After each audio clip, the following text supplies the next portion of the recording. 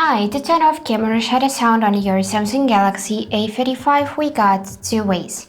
But firstly, let me demonstrate to you how it will sound. So let's open camera and press the camera shutter button. And this is the sound camera is making. So if you want to disable it, we can simply lower volume or just mute our phone.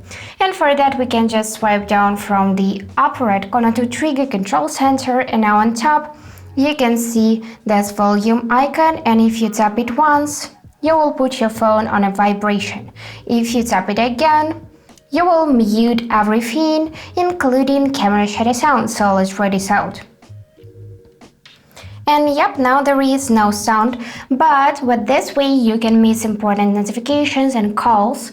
So let's just bring back our sound. And another way how we can mute camera shutter sound is we can go in the settings. From here, choose sounds and vibration and go in system sound.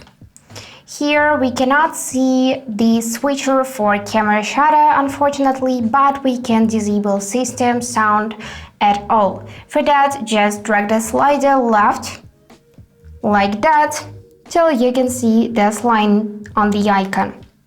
But this will disable every system sound, including camera shutter. So let's try this out.